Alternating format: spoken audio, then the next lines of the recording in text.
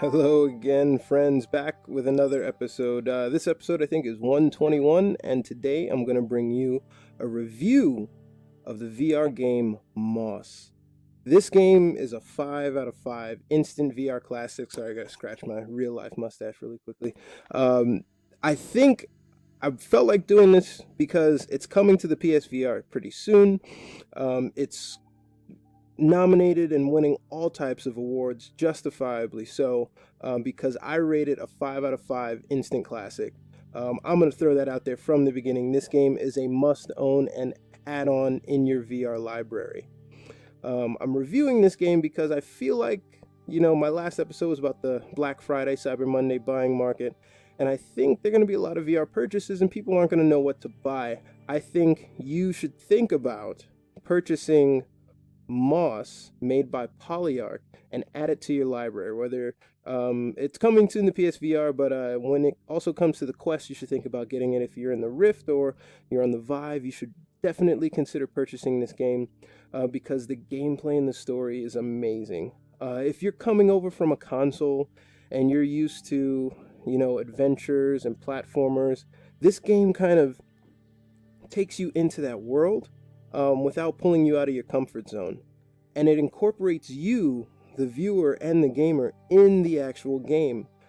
In the story of Moss, you play Quill, who's a tiny little forest rodent trying to help his tribe reclaim their land, and gets tasked by a special spirit, or gets sent on a special mission by a spirit. With the help of a spirit. I'm sorry, I'm losing my words. But you, the gamer, the viewer, are that spirit. And that's one of my favorite aspects of this game. Because yes, it's kind of a first-person game, only in that you are this, godlike creature that helps Quill, the main character, overcome obstacles. So if you're not familiar with this game, Moss is a action platformer strategy puzzler sort of game. It's really hard to define, but you hopefully some of the videos I'm playing here will help you get an idea. And the story is obviously you're Quill trying to help your people, find your uncle, but also help your people reclaim their lands. And in that, you use your touch controllers to interact with the world. So you in one hand, you control Quill, you control the movements of Quill with one of the touch controllers, and you control the actions of Quill, jumping and fighting, and finding things and maneuvering the world, but also you can pull and push and block objects and help Quill in this world. The interesting part about this puzzler is that it allows me as the viewer to look around obstacles, to see things I might not see in the world if I'm just kind of staring at a 2D screen, right? So I can manipulate things or my vantage point to see if there are hidden trinkets around that corner, or if there's a scroll that gives me additional health bonuses. The gameplay basically breaks down to a controller type feel of a platformer, but using the touch because you have to reach out and grab certain obstacles in the game.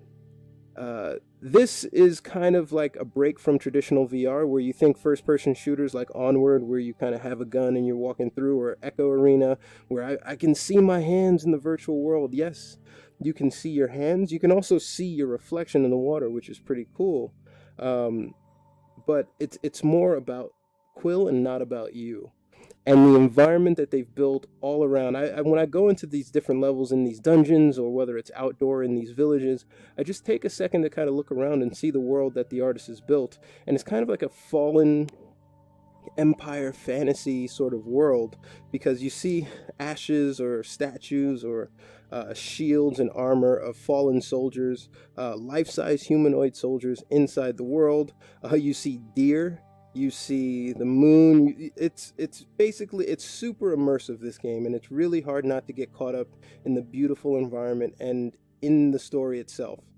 The story starts you as a reader, and it's kind of like a never-ending story feel, because some characters in the game are aware of you, the reader, and also the spirit helping out.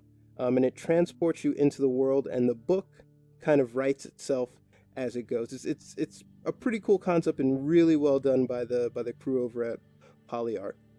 And when you jump into the game, you're caught up in this world. You're exploring with Quill and trying to find interactions with the environment to get from one end of the stage to the next. It's inside VR, there's a lot of low-hanging fruit with jump scares and, tense, sort of competitive action games. But this is like a much-needed break from that. This is this is definitely an enjoyable, stress-free experience inside VR that allows you to basically play an interactive movie.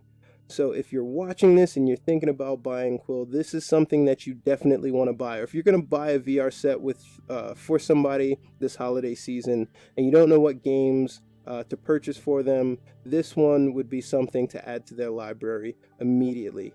Quill is a beautiful game. I can't say enough about it. 5 out of 5 rating. It's the difficulty level. It can be pretty tricky.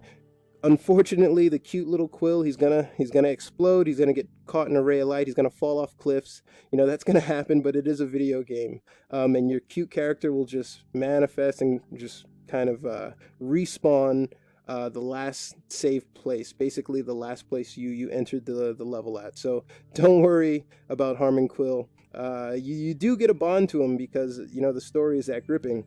But it's more than that. More than anything else, it is a very well built world, an amazingly thought out game with a cool puzzle 3D look around the world dynamic. It's basically the first time I've been able to do this, and I've been blown away by this in VR. Now, other games, other platformer type games also have this feel, but it's very, blinders, horse with blinders on. Whereas with Quill, you're kind of encouraged to kind of look around and see what passageways lead to where. So this is a must buy, and I felt obligated to write this review, or to kind of video vlog this review before the Game Awards, before it comes out on the Quest and the PSVR, because people are going to be drawn to this game just out of sheer, word of mouth. Everybody in VR who has played it has nothing but amazing things to say about it. So add this to your library. You won't regret it. As usual, thanks for watching. Make sure you like, subscribe, hit all the buttons. I know I left something critical out in this Moss review. Let me know what it was in the comment section below. And until next time, thank you for watching.